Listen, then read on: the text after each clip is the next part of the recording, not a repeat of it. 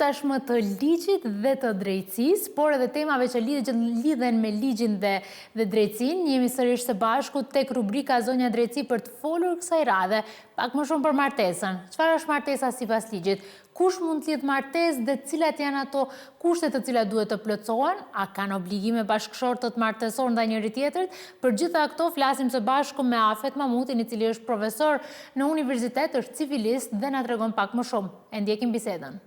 Profesor, çfarë është martesa sipas ligjit, sepse e dim që bëhen ato ceremonitë e bukura për të festuar kurorëzimin e dashurisë, por në fakt, çfarë e konsideron ligji martesë?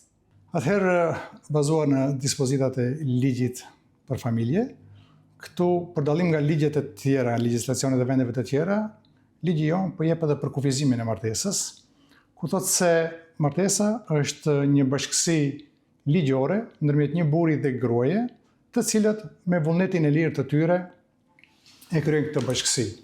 Dhe ku realizohen interesat e vetë bashkëshortëve, interesat e familjes dhe interesat e shoqërisë. Për dallim nga shumica e legjislacioneve të cilat nuk përmbajnë një përkufizim të tillë, ligji jonë e përmban edhe këtë që jep përkufizimin si bashkësi jetese dhe e potencon aty ndërmjet një burri dhe një gruaje. Kush mund të lidh martesë dhe cilat janë ato pengesat juridike të cilat pamundsojnë lidhjen e një martese valide?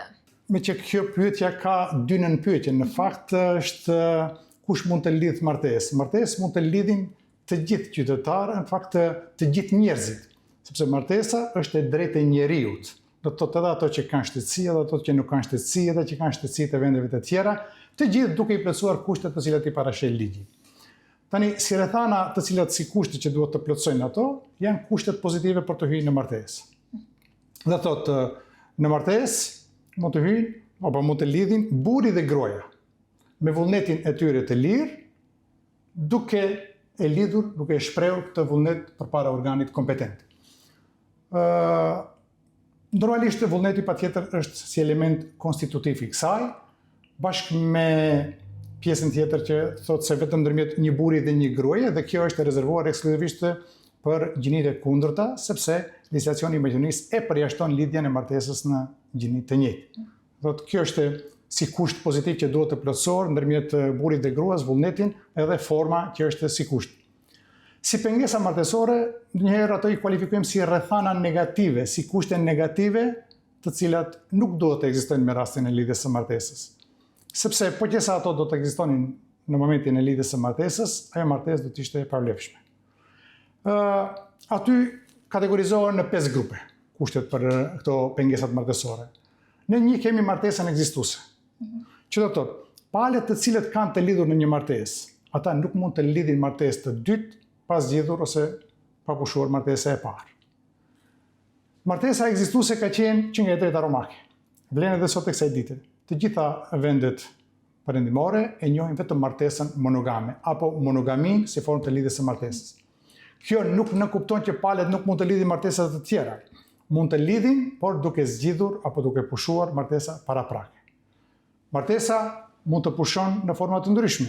Mund të pushon me vdekjen e njërit bashkëshort, me shpalljen e bashkëshortit të zhdukur për të vdekur, me anulim dhe me shkurorëzim. Këto janë mënyra se si mund të vjen deri te zgjidhja e një martese që përpalen të hiqet kjo që quhet pengesë martesore. Përveç kësaj, si pengesë tjetër martesore, kemi dhe mungesën e vullnetit. Mungesa e vullnetit ose vullneti i lirë i bashkëshortëve duhet të vjen në shprehje me rastin e lidhjes së martesës. Këtë vullnet duhet ta manifestojnë ekskluzivisht bashkëshortët e arshëm, burri dhe gruaja apo vajza dhe djali para momentit të lidhjes së martesës së tyre. Po që se vullneti do të kishte ndonjë tëmet, nuk do të ishte i lirë, nuk do të ishte serioz, do të kishte shtrëngime të saktuara, atëherë edhe martesa do të ishte e pavlefshme për shkak të mungesës së vullnetit. Si pengesë tjetër martesore kemi edhe paaftësinë për të gjykuar ose smundjet psiqike.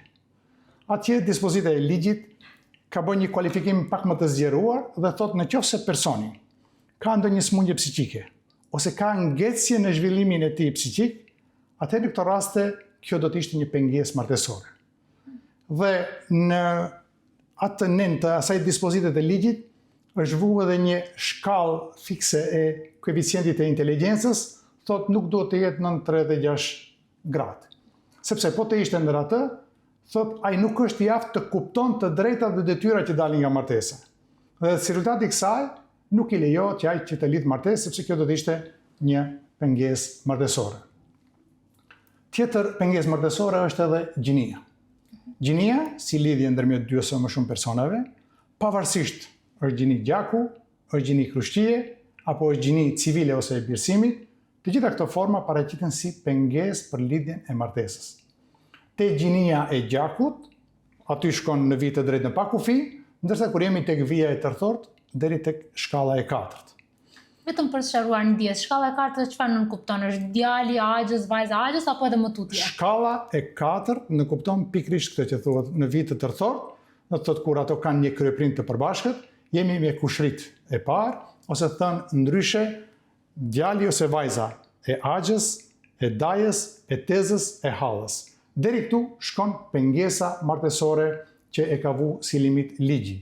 Mirë po, kur e themi këtu, edhe para studentëve, kjo nuk nënkupton që duhet të martoni të shkalla e 5. Pastaj jepen dhe shpjegime edhe shkencore, edhe morale, pse duhet do të preferohet në distanca sa më të larta që të lidhet martesa, ose që të bëhen kujdes të këto pengesat martesore. Dhe e fundit është edhe mituria, si pengesë martesore. Në fakt, atje tek gjinia e krushqis, ajo është lidhja ndërmjet njërit bashkëshort me të afërmit të bashkëshortit tjetër. Nusja me vjerin, dhëndri me vjerën, njerku me thjeshtrën, ose njerka me thjeshtrin, kjo është gjinia e krushqis, që është pengesë martesore, dhe birësimi plot, që e barazon me gjinin e gjakut, edhe ajo komplet është pengesë martesore. Mituria, deri do të thotë drejta për të lidhur martesë, fitohet me moshën madhore. Tek neve nga 18 e lartë, edhe pse Konventa Europiane për drejtat e njeriut atje thotë se shtetet në mënyrë të pavarur e rregullojnë çështjen e moshës. Thotë martesa është e drejtë e njeriut, mirë po moshën shtetet mund të variojnë nga më poshtë deri më lart. Realisht tek neve është nga 18. Ktu ka një përjashtim përmes institutit të emancipimit, ku palët mund të lidhin martesën edhe nga mosha 16 vjeçare, do të thotë poshtë 18, por me leje të gjykatës. Me leje të gjykatës atë këta mund të lidhin martesën. O profesor, a ka pasoja juridike po që se lidhim martesë, pra a na ndjekin ca obligime dhe detyrime pas martese?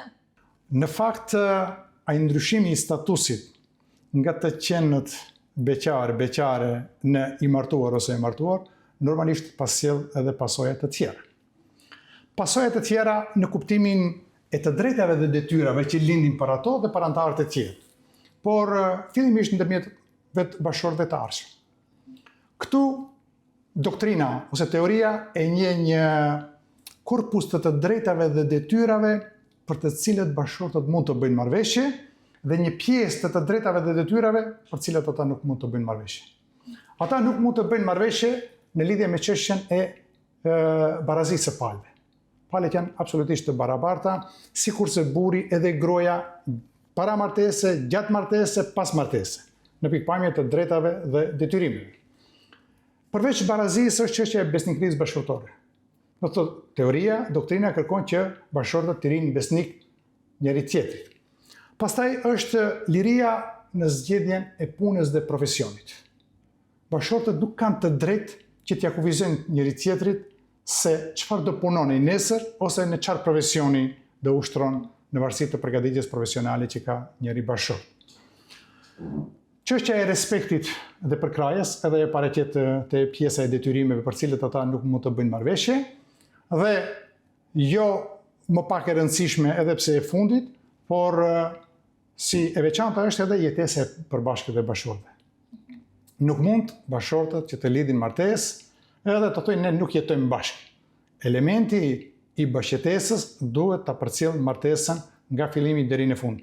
Pavarësisht momenteve të caktuara kur ato mund të jetojnë në distanca të ndryshme në vende të ndryshme, por parimisht qëllimi i lidhjes së martesës është edhe vetë jetesa e përbashkët e tyre.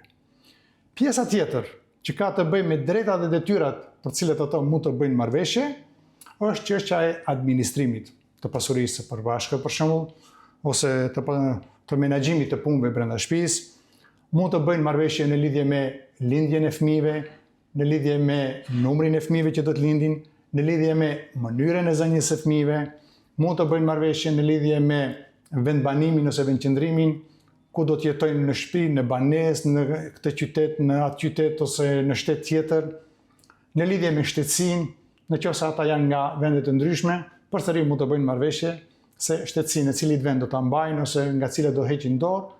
Kjo vjen në shprehje në rastet kur kemi të bëjmë me shtete të cilat nuk lejojnë me pas më shumë se një shtetësi.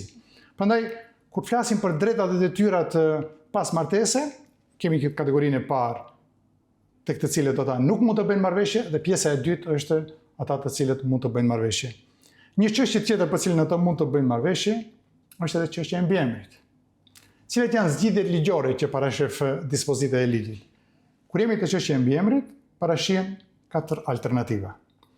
Secili nga bashortët të mban mbiemrin që kishte paraprakisht vajza të vajzërisë dhe djali të djalerisë, edhe pas martese, që të kenë një mbiemër të përbashkët, ose vetëm të djalit ose vetëm të vajzës, që mbiemri të vetë që shton mbiemrin e bashortit tjetër, dhe alternativa e fundit, por që më rrallë ndodh në praktik, pas emrit të vetë, të vënë mbiemrin e bashortit tjetër dhe në fund mbiemrin e vetë.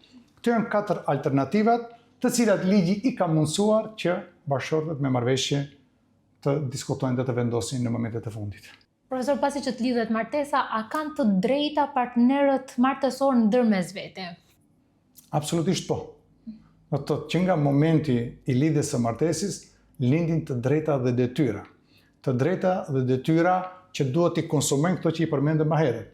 Sepse kur do të flasim, ndoshta do të përmendim më pas edhe rastin nëse ato do të kenë një jetë të ndarë për më shumë se një vit. Atëherë plotësohet kushti për me inicu procedurën vetëm mbi bazën e këtij fakti që të kërkohet shkurorzimi i martesës. Nëse palët nuk i konsumojnë të drejtat dhe detyrat që i kërkon ligji, që kërkon qëllimi i vetë institutit në fjalë, atëherë normalisht që palët mund të dalin edhe nga kjo bashkësi. Faleminderit shumë, profesor. Faleminderit. Besoj kuptuam të gjithë se çfarë është martesa sipas ligjit, kush mund të lidhë dhe kush është i përjashtuar apo cilat janë ato pengesat juridike për të lidhur martesë. Deri në episodin e ardhshëm, mirupafshim.